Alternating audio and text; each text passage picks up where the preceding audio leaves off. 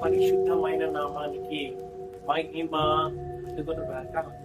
ఈ రోజున దేవుడు మనల్ని ప్రేమించి మనకు అనుగ్రహిస్తున్న వాగ్దానము హెబ్రేయులకు రాసిన పుస్తకము 6వ అధ్యాయము 14వ వాక్యం.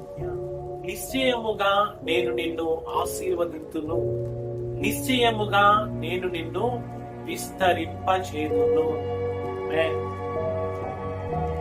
ఇక్కడ దేవాది దేవుడు నిశ్చయముగా నిన్ను ఆశీర్వదిస్తాను అని మాట్లాడుతున్నాడు. మరి ఈ లోకములో ఉన్న ఎవరితో ఆయన ప్రమాణము చేయలేదు, కానీ తన తోడు అని ప్రమాణము వాగ్దానము చేస్తూ ఉన్నాడు. ఇక్కడ అబ్రహాముకు ఇచ్చిన వాగ్దానము ద్వారా ఆత్మ స్వరూపి అయిన దేవునిగా నీతో నాతో మనందరితో ప్రభు వాగ్దానము చేస్తూ ఉన్నాడు. మనం గమనించినట్లయితే ఈ యొక్క వాగ్దానాన్ని దేవాది దేవుడు అబ్రహామునకు చేసినప్పుడు అతను 75 ఏండ్ల వయసు గలవాడే ఆశీర్వదిస్తాను అని ప్రమాణం చేసుకున్నాడు. అయితే అబ్రహాము ఆ మాటను నమ్మి విశ్వసించి ఓర్పు కలిగి ఆ యొక్క వాగ్దాన ఫలములను పొందుకొనెను అని రాయబడి ఉన్నది. హల్లెలూయా.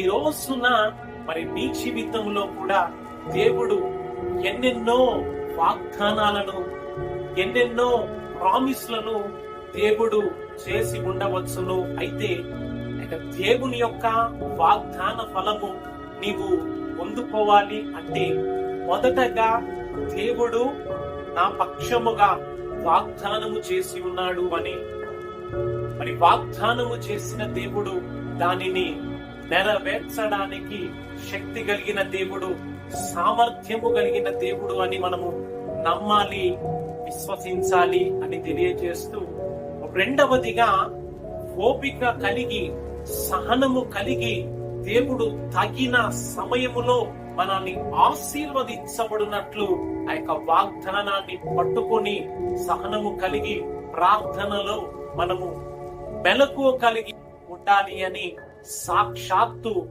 ఆత్మ స్వరూపి అయిన దేవునిగా నీతో మాట్లాడుతూ ఉన్నాడు. హల్లెలూయా, హల్లెలూయా.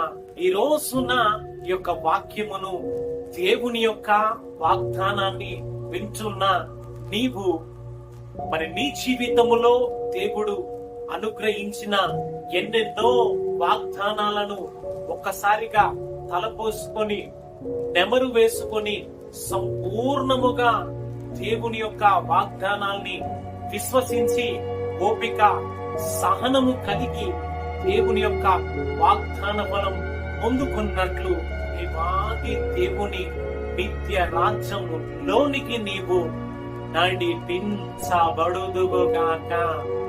ఆమేన్. హల్లెలూయా.